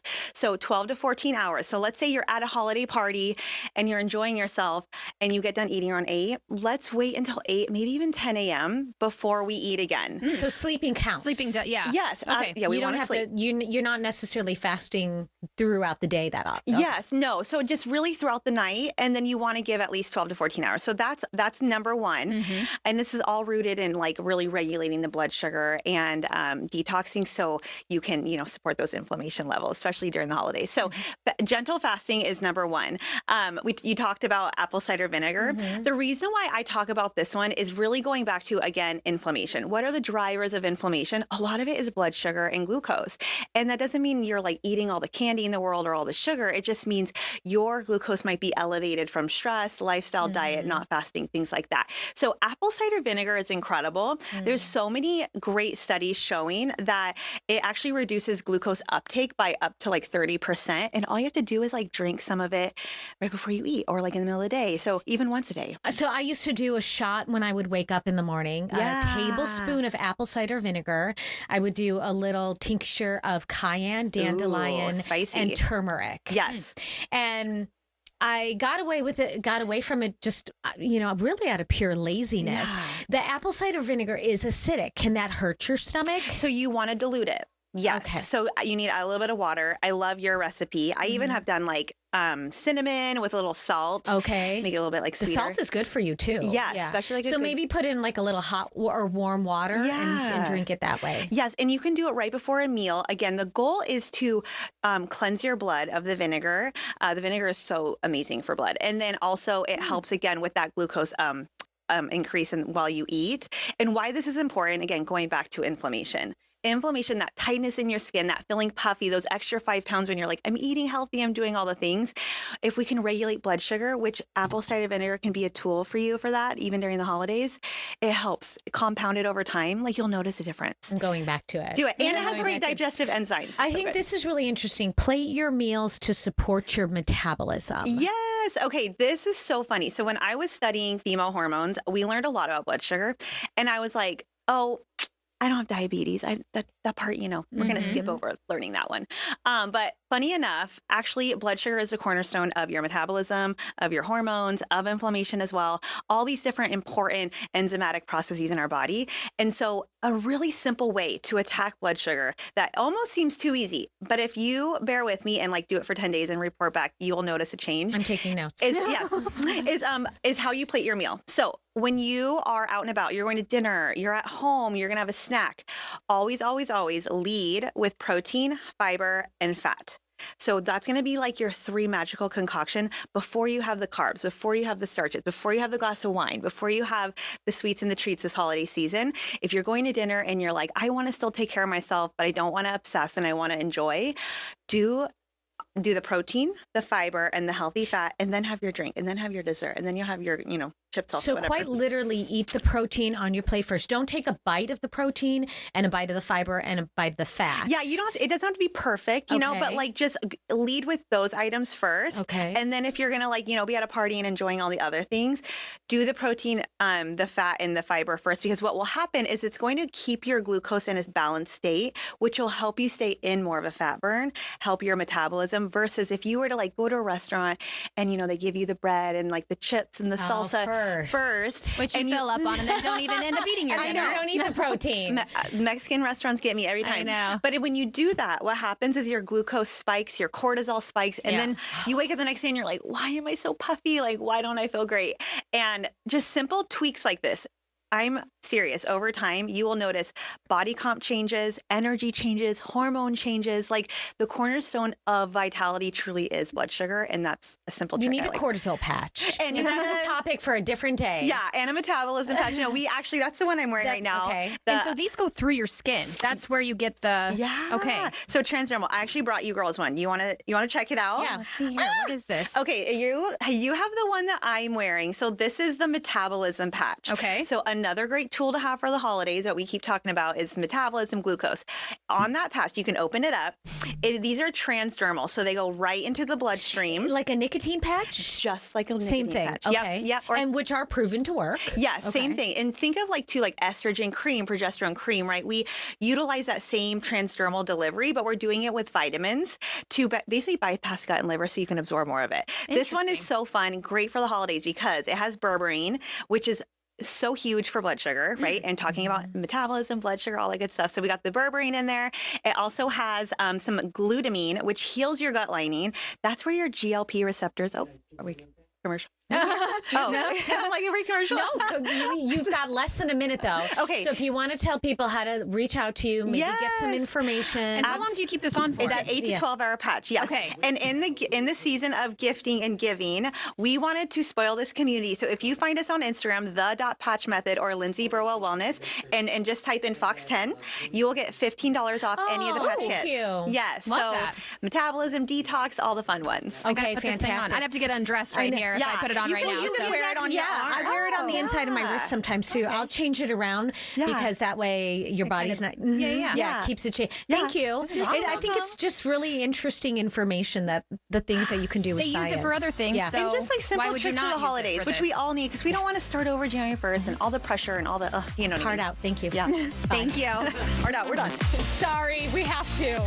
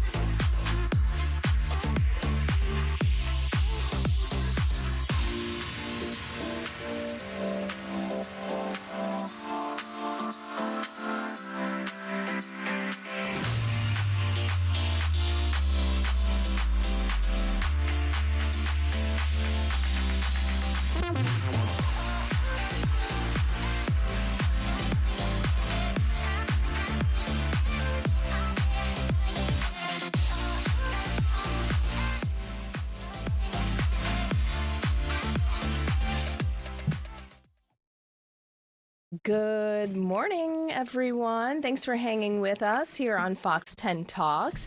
It is 11:30 already. Where does the time go? It's been flying by. Good morning. Happy Wednesday, everybody. Hey, look at this. We got Dom in the house. How exciting. Glad to have you in today. Ron is off today, so I get to work the magic button pad over here. So bear with me, you guys. To be Desiree on the ones and twos. Yeah. So that's my camera. I'm going to press the 2-shot here just to see. That's Dom's. And then, okay, here we go. Yeah. All right. How you doing today? I'm doing good. It's my Monday. It was a little bit of a crazy Monday in the news world, but we survived. Everyone's alive and breathing. Yeah, you're on a big story today. Yeah. We had a rescue of a hiker on Camelback. Yes. And we'll get to that. We do have an update with Phoenix Fire after the break. So we will talk with them and see what the latest is on that. But yeah, that was a 13-hour, give or take, operation. Definitely not one we see every day. And this time of the year, too, you know, a little kind of our winter. We see it more summer months when people are hiking. So, yeah, interesting. And we'll talk about it. Okay, for sure. Do you like to eat, Dom? That's my favorite hobby. That's my favorite thing to do. What do you mean? Switching gears here. I'm what do you starving like the most? right now. You know, I really love a good steak. Oh, yeah? Always. Okay, what are you ordering typically? I know. I'll get a good filet. Medium. Okay. And then give me all the sides. You know, I love like cream spinach, a cream corn action. Oh, I'm leaving you with the spinach. Oh, you don't like cream spinach? Oh, that's like one of my favorites. Really? Yeah. No. So good. I'll go corn. Okay. Okay. I'll do, people else? I know are fans of like lobster mac, but I don't like lobster, so I'll just do the mac. Okay. Mac minus the lobster. Wow. Learning things about Dom. Who knew? You know, I can talk about food all day. Don't get me started. Oh my gosh. Well, and that is, we're talking about food because we're talking about the reopening of Durant. Yeah. This has to be the most anticipated restaurant reopening in decades here in the Valley. Yeah, like Durant's 75 just such years. a legendary restaurant. Have you been? I have not. I haven't either. And I've been dying to go. And now I really want to go to see with this remodel, but I know, and we'll talk about it, what makes it so special and what I want to experience is how you get in. Yeah. You walk through the back, through the kitchen. Well, guess what? We have two amazing guests joining us right now to talk about the grand reopening of Durant. Yes. Good morning, gentlemen. We have Jeff Mastro, Durant's new owner. Morning. Good morning. And Oliver, is it Badgio? Badgio, yes, Des. Thank you, Dom. Good morning. How are you good both? morning. We're doing well. Good morning. Good to see you guys. And what a stunning backdrop. Oh my goodness. I can't wait for a tour of this place. That's your table right there. Oh, perfect. Oh, for Dom and wonderful. Des. Yep, Dom and Des. Put our names right on the seat. We like Here to eat, we like to drink. Well, gentlemen, what an exciting venture that you all have decided to undertake. Obviously, Jeff, your family, well known here in the Valley. I mean, bringing us some of the best concepts, some of the best food. When you were approached with this opportunity to buy Durant's and become the new owner, what were you thinking at that point in time? We were thinking we got to do this. We were so excited. You know, we're big steakhouse guys. We're from the Valley, and this is an institution in town. And we were just so excited when we started talking to the prior owners, and to have this opportunity is just so exciting. We've never bought anything before. We always build restaurants from ground up. So doing this project is just so much fun for me and my brother. Yeah, absolutely. And, you know, just with a name like Mastro's as well, and just some of the other iconic restaurants you guys have around the Valley, you know it's going to be good. You guys are really great at what you do. But as far as the renovations and just the little touches, the details, maybe some changes, some things you guys kept the same, what does that look like? Can you give us a little, you know, we're looking at it now, just sneak peek of what to expect when we walk in?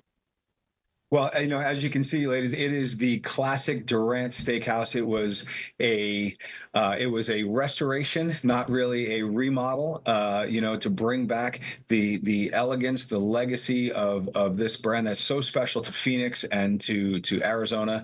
And you know, being working for Mike and Jeff for the last 35 years, I can tell you through all of the stages from back when they had Mastro's and sold that back in 2007, and then developing Dominic Steakhouse Steakhouse and Steak 44 and Ocean 44. But now to come full circle to Durant's, a legacy brand. It's been here 75 years, 1950. I mean, what a special next chapter that just could not be more exciting. Yeah, absolutely. Yeah, My stomach's growling. And you kind of touch base, like, this wasn't a remodel, really, more like restoration. So what was the challenge with that, taking on a restoration project, maybe that you guys didn't expect initially? Well, Mike's brother Jeff does such an amazing thing with all of our creative development, and what here, I think what was so paramount was to preserve the past while ensuring such a brilliant future for a brand, not letting it escape its roots, having it feel the way that it's supposed to, that charm that's irreplaceable, that grows with the addition of experiences and memories over the years, and then of course the physical plant, the red booths, the famous walk through the kitchen, as you said. The plaques? What's up with the plaques? For folks that don't know why that's the plaques. Yeah, that's the Porterhouse Club that they used to have. Yeah, so we restored the plaques, and they're all still up in what we call the Porterhouse room. Yeah, we took them from all over the restaurant, which were kind of everywhere, and dedicated one entire dining room, and they're refurbished and restored. They look spectacular, and they will be there forever. Wow. That's amazing. Yeah. And I love another aspect, too, that you guys kept was the stained glass window. In the door there to the kitchen. Like, you don't see stained glass windows much anymore. Especially in a steakhouse, yeah.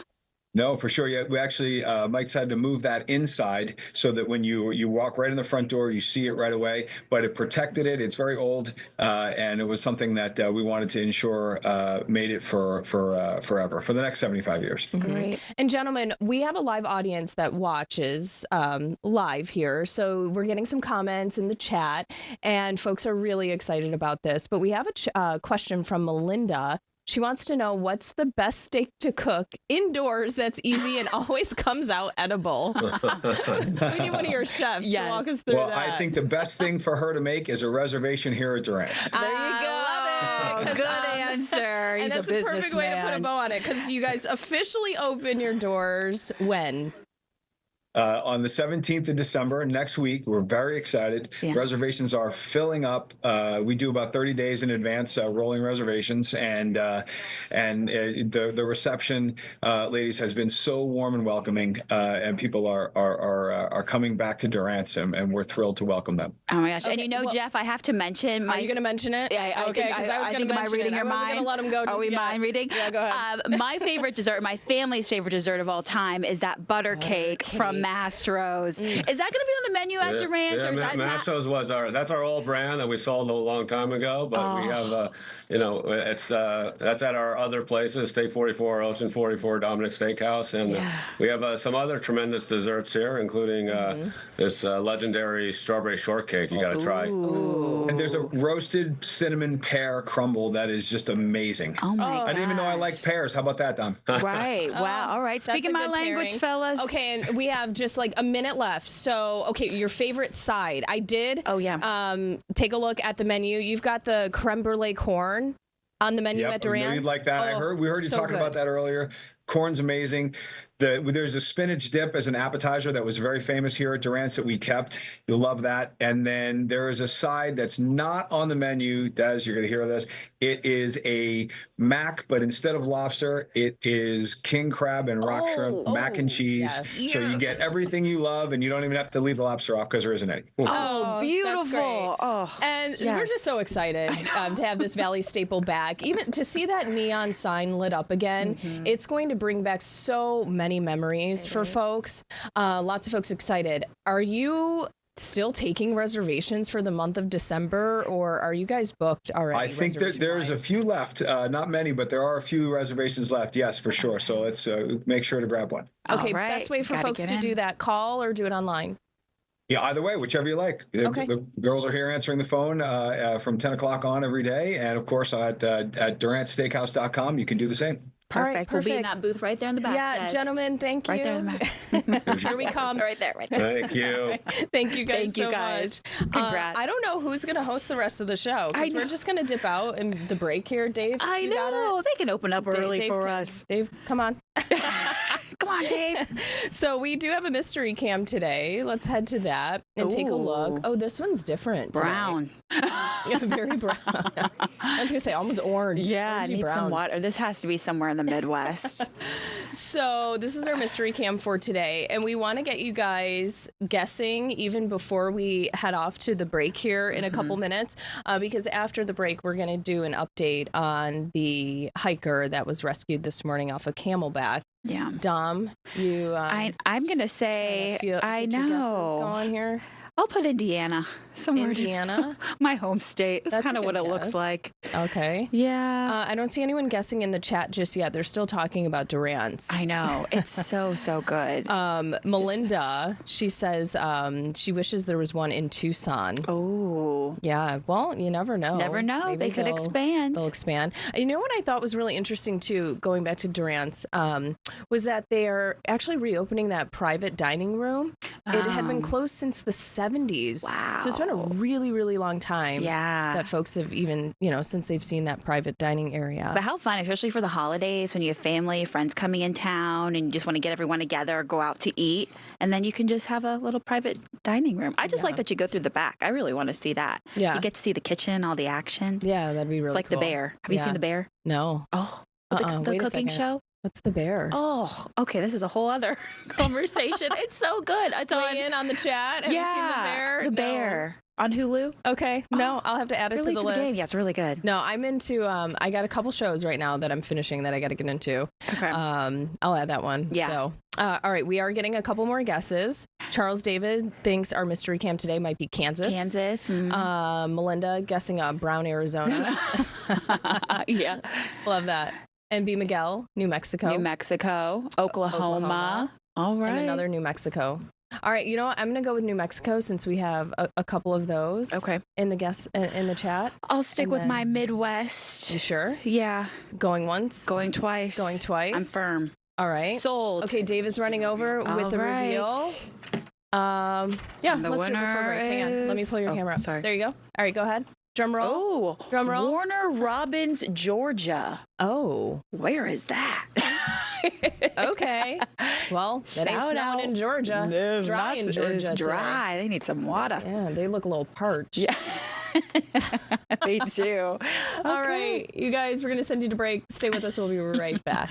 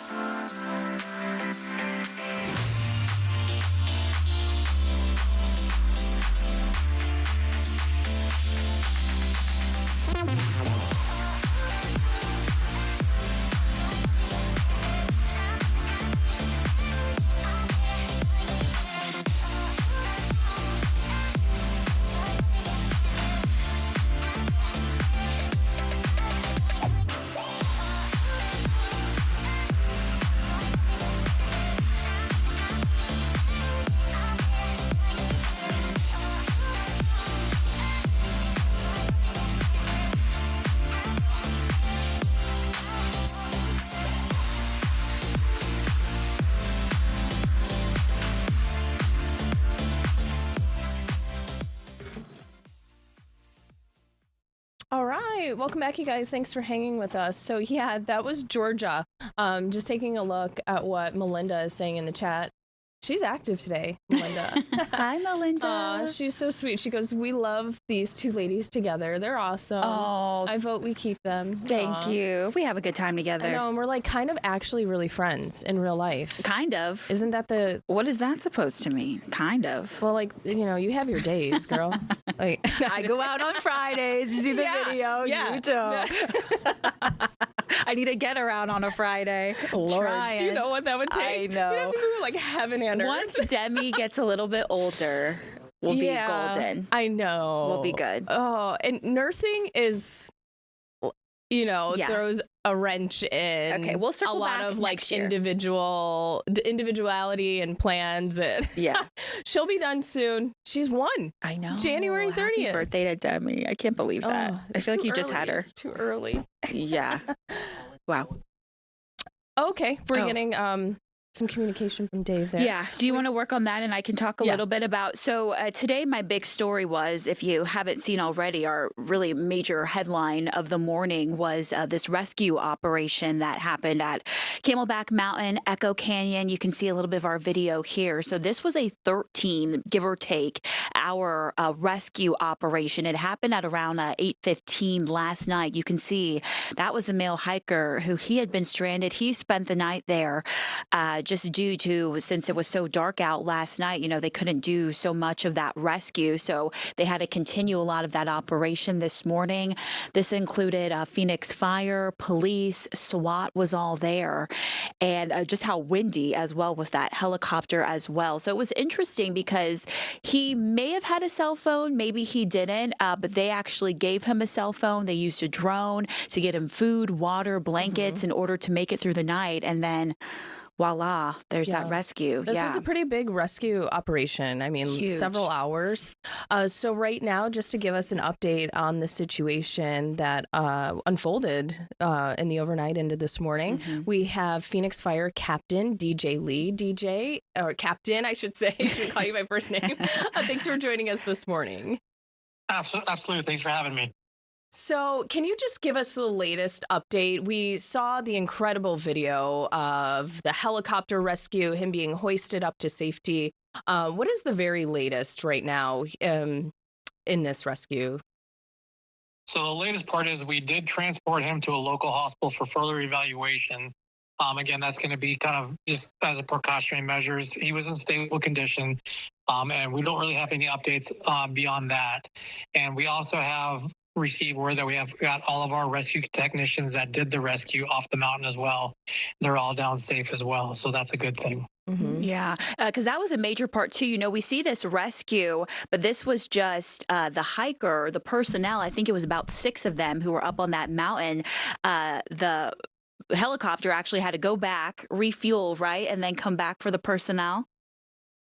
Yeah, because this was a kind of a different scenario. It wasn't one of the ones that we could actually hike to. It took a little bit of finesse with getting each person individually off the helicopter using our hoist line, which is just a cable, and we can only do one of those at a time. So it takes a little bit longer, but again, it's one of those because of where this individual is out on the mountain. Yeah, he was in a really tricky spot. You had mentioned earlier this morning when you gave us that first press conference live on air is that he had to do some rock climbing to get there. What stands out a little bit in this rescue is that there was SWAT at the top of the mountain. Seems unusual to us. Is that an unusual situation for them to have been there at part of this rescue? Did that signal or signify the meaning of a threat in any way, or why was SWAT involved? Yeah, so it was a little bit different of a scenario for us. Obviously, most of the time, like I said, we can hike to the patient and get to them. This one was a little bit different because, like I said, when we got at the very beginning, there wasn't a lot of communication with the patient that we had. He didn't have a cell phone. He didn't have anything to kind of communicate with us what was going on. So we had to take the pessimistic approach, and we want to take everything with safety in mind. And the reason we had to use SWAT is trained to do these tactical insertions. It takes a lot of training, a lot of preparation to know how to, get hoisted out of a helicopter. So now we can't just put someone on the end of a line and put them onto the, the mountain. So it took a little bit of training. That's why we had to utilize SWAT and we utilized PD again, just for safety in mind, for the safety of the patient, safety of our rescue members. So it's a little bit different than normal, but no, there was no threat. There was nothing going on. It was just more of a precautionary safety measure we had to put in place. Yeah, absolutely. And now just, hopefully we'll be getting maybe later today or at some point this week, just some more answers about this male's condition and what will be ahead for him next. Because keep in mind, too, for anyone who does hike, Echo Canyon, it is closed. So just something to keep in mind. They're doing some work there, some safety work. So a reminder as well, just to avoid that area. Captain, we thank you so much. We do have a quick question before we let you go, because our chat is pretty active today. So we have some viewers that have a question for you. Melinda Moses in our chat room, she is asking, why were they frisking him? Again, that was just the thing to pat down to make sure that there was no weapons or nothing that could harm us or potentially get in the way of when we're doing a rescue. Okay. Well, what you guys do, very impressive. We thank you so much for your service. Absolutely. All the training really paid off today. Thank you, Captain. Absolutely. Thanks for having me. Yep. Have a great day. You too. Yeah, I mean, the video coming out of this, just incredible. It is. I have a little fear of heights. I don't think I could be dropping out of that helicopter on the top of the mountain. And just but to they do see it. him in that harness going up, I was just taking video on my phone, like boots on the ground there. And I was just like, wow, it's just really incredible, the work they do. So thank you to our crews as well, because they handled it like the pros they are. Yeah, pretty incredible. All right, you guys, we have a special guest in studio with us this morning, Dr. Mona Amini. Thank you for joining us here this morning. Good morning. Thanks for being here. So you have a wellness center here in the Valley. You're a psychiatrist. Just introduce your center to us and a little of what you do. Absolutely. So I am a board certified adult psychiatrist, and I essentially have a wellness practice, but it's more of a concierge psychiatric practice. So what that means is I have one-to-one connection with my patients, and it is very wellness forward, so wellness centric. And I look at things on a very more of like a integrative, holistic model. And so instead of discussing only medications for management, it's about therapy and lifestyle changes, diet, nutrition, all of the other things that really affect and impact the mind. Okay, more of like the whole body, right? Yes. Because everything works hand in hand. Exactly. And that's why I kind of called it Mon V Mind Wellness because of that. Love it. Section. Love it. Yeah. That's huge. Yeah. And we're here talking a little bit, hard to believe it's kind of the end of the new year. We're going to be setting those New Year's resolutions once again. And a lot of people, health, wellness is always the number one. That's how it is typically for the top of my list as well. Just want to take better care of yourself and things. What do you typically see, or what do your clients come to you about when they're starting to kind of shift gears and start, a new chapter in their lives? For the most part, most individuals really, really want to just end the year with a bang. And that doesn't always happen because of life, because of profession, because of everything that comes in between, all of the other months. And so what I end up telling them and what we work on is more of reframing it as a check-in and not necessarily putting yourself on a timeline. Like, these are my goals, sure. Here's what my resolutions are, sure. Whatever you want to cognitively frame that to. But I also want them to sit down and have a pause moment and allow themselves to reflect, allow themselves to mindfully check in and say to themselves or ask themselves, am I happy with where I'm at right now? Am I feeling accomplished? Am I feeling joy with where I'm at in career, in life, in, my relationships? And taking that pause sometimes is daunting because you don't always have that time. Yeah. But if you can take a seat wherever it is in your home or in your office, in your car, and take that deep breath and then just let out that exhale and then take that moment, take several minutes, half hour, however long you need, and reflect on that. Because that will allow yourself to say, okay, this is the impact I want to make, and here's the journey I want for the coming months, for the coming year, and you will be surprised what comes to you creatively. And it seems like a simple question to ask yourself. Right. But what if you ask that question, am I happy? And you can't answer it. Yeah. Then what? So if you are at that point, there is then kind of the tracking. So why am I unhappy? What are some of the things that I need to change? Is it my relationships? Is it I have lack of boundary setting? Is it my network, my profession? I hate my career.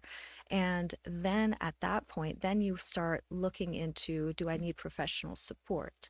Do I need a little bit more of a relationship building with my community and having more discussions with the people that are already around me to get that help? Okay.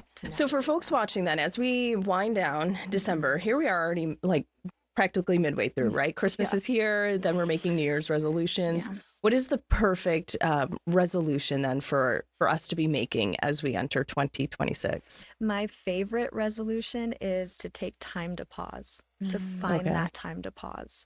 Because like you said, I have children, you have a spouse, you have a profession, you may not be able to compartmentalize things a lot of the time, and you feel like you're 10 steps ahead and you're never able to take that time to really reflect on anything. Gosh, especially as a mother and a working mom, it's so hard to do. Absolutely. So does that come with, making time for yourself, being more present in the moment? We're all into this thing all the time, putting it down. That should be away. It should be in another room. So I don't even care if it's on do not disturb, because your brain is like, ooh, what if somebody's contacting me? When you're in that mindfulness state and you're wanting to reflect, it's got to be in a state of mind where you're intentional about it. So, and that pause can be on a monthly or weekly basis. It doesn't have to be just by the end of this year. I want people. And do we start out small? So, if we're going to take out a moment of pause, even if it's just 5 minutes that I can carve out. Do that.